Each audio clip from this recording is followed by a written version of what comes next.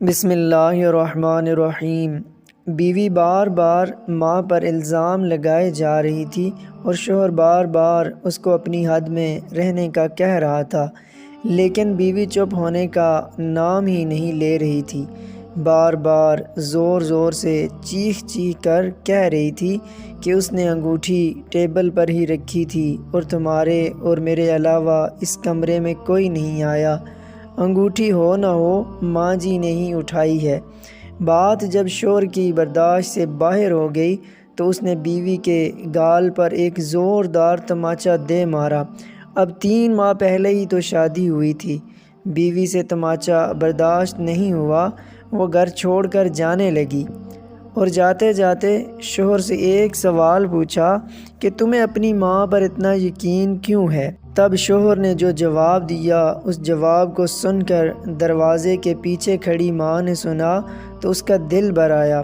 شوہر نے بیوی کو بتایا کہ وہ جب چھوٹا تھا تب اس کے والد گزر گئے۔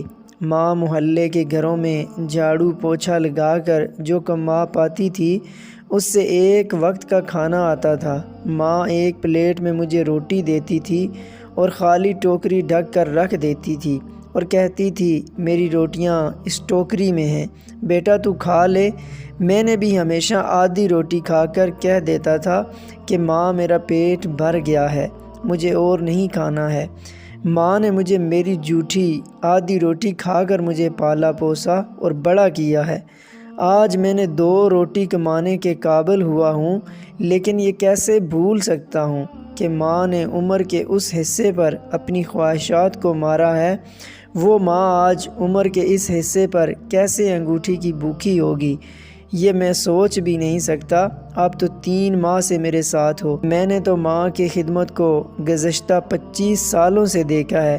یہ سن کر ماں کی آنکھوں سے آنسو چھلک اٹھے۔ وہ سمجھ نہیں پا رہی تھی کہ بیٹا اس کی آدھی روٹی کا قرض چکا رہا ہے یا وہ بیٹے کی آدھی روٹی کا قرض۔ بے شک جب ہم چھوٹے ہوتے ہیں تو ہمیں ماں باپ شہزادوں والی زندگی دیتے ہیں، تو ہمیں چاہیے کہ جب ماں باپ بوڑھے ہو جائیں تو ان کی خدمت کریں اور ان کی خدمت کر کے اپنی جنت حاصل کریں۔ اللہ تعالیٰ ہمیں ماں باپ کی خدمت کرنے کی اور فرما برداری کرنے کی توفیق عطا فرمائے۔ آمین ثم آمین۔